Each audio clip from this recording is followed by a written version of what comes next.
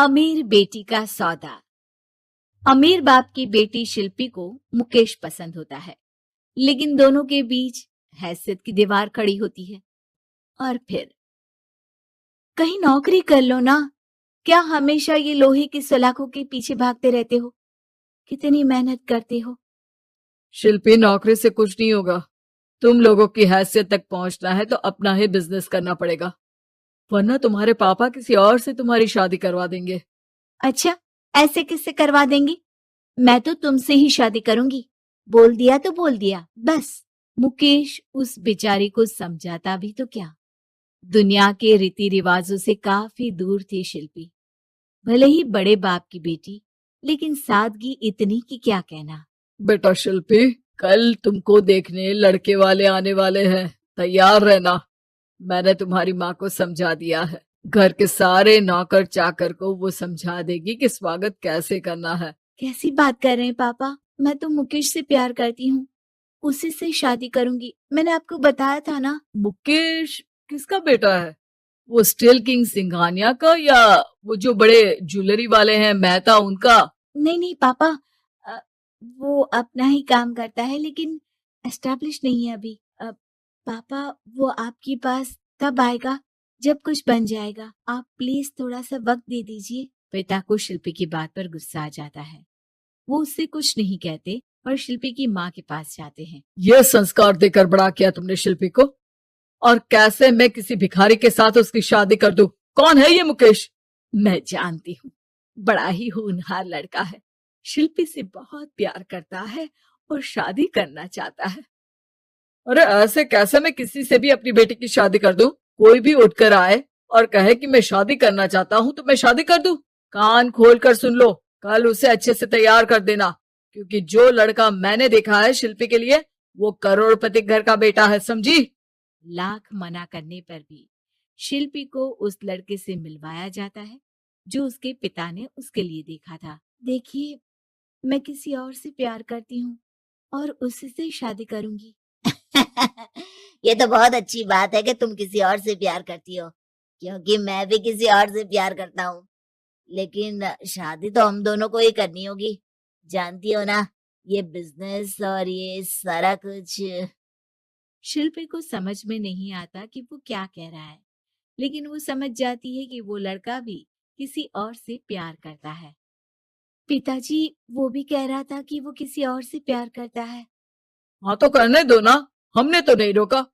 तुम अपना देखो, शादी के लिए हाँ कर कर गया है वो। लेकिन क्यों?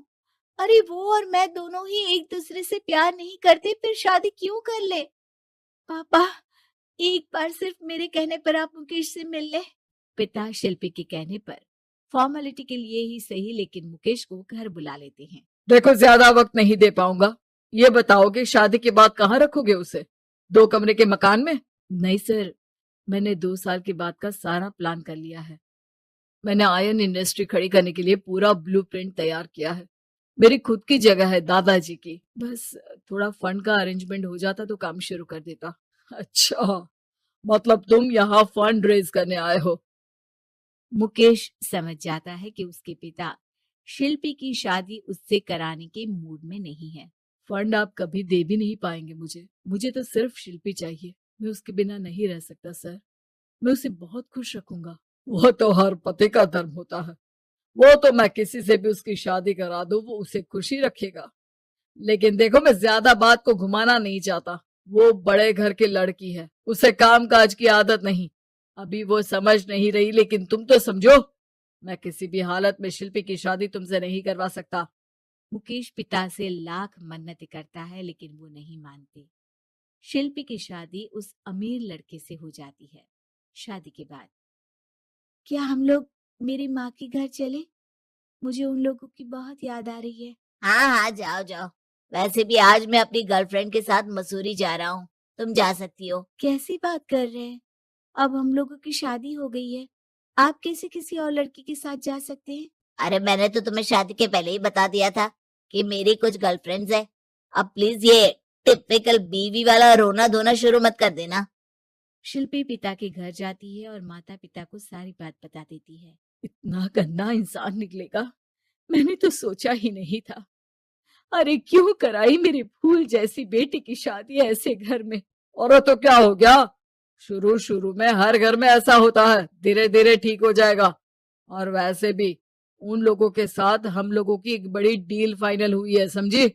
उन लोगों से रिश्ता बनाकर रखो, तभी पैसों की बारिश होगी। पापा, अब समझ में आया कि आपने मेरे साथ ऐसा क्यों किया। मुकेश आपके सामने गिड़गिड़ा कर गया कि वो मुझे बहुत खुश रखेगा, लेकिन आपने मेरी शादी एक ऐसे लड़के से करा दी जो किसी और लड़की से प्यार करता है और शादी सिर्फ समझौते के लिए कर रहा है। पापा, मैं जा रही हूँ, लेकिन इस घर में कभी पैर भी नहीं रखूंगी। आपने मुझे सामान की तरह इस्तेमाल किया। माँ शिल्पी को बहुत रोकती है, लेकिन वो एक नहीं सुनती।